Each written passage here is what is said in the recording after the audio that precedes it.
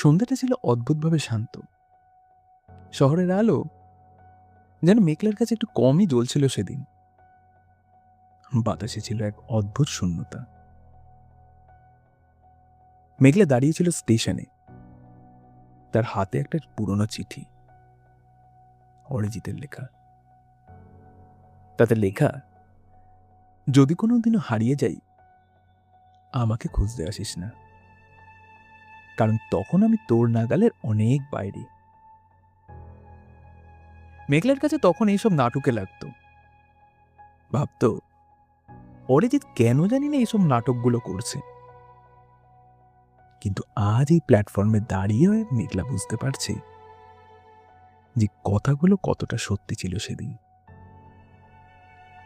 সবকিছু শুরু হয়েছিল খুব সাধারণভাবে। কোচিং ক্লাসে প্রথম দেখা, মেঘলার চোখে এক চঞ্চলতা, আর অরিজিৎ একটু চুপচাপ ধরনের। তারপর ধীরে ধীরে বন্ধুত্ব, ভালোবাসা। কিন্তু একটা জিনিস কখনো মেঘলা খেয়াল করেনি, যে অরিজিতের হাসির আড়ালেই তার লুকিয়ে থাকা কষ্টটা। অরিজিৎ প্রায় বলতো, মেঘলা, তুই না থাকলে হয়তো আমি থাকতেই পারবো না রে। কেন জানি না কিভাবে তুই আমার সাথে জড়িয়ে গেছিস। মেঘলা হাসতো, বলতো তুই এত ড্রামা করিস না তো। এখন তার কথাগুলো কানে বাজছে। একদিন হঠাৎ অরিজিৎ হারিয়ে গেল। ফোন বন্ধ, বাড়ি ফাঁকা, কেউই কিছুই জানে না।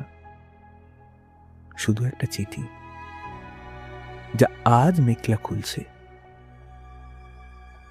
চিঠির শেষ লাইনে লেখা, আমার একটা অসুখ ছিল, যেটা আমি তোকে কখনোই বলতে পারিনি।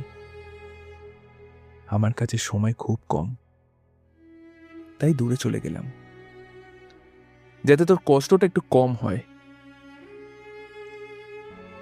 মেঘলার হাত কাঁপছিল, চোখের সামনেটা সব ঝাপসা।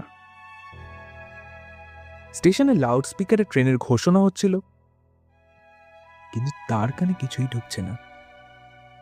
শুধু মনে হচ্ছে, যদি একবার, আর একটা বার অরিজিৎকে দেখা যেত। হঠাৎ একটা ঠান্ডা হাওয়া বয়ে গেল। মেঘলা অনুভব করলো কেউ যেন খুব কাছে দাঁড়িয়ে আছে,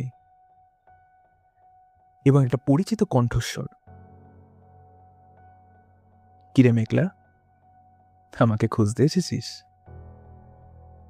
মেঘলা ঘুরে তাকালো, কেউ নেই,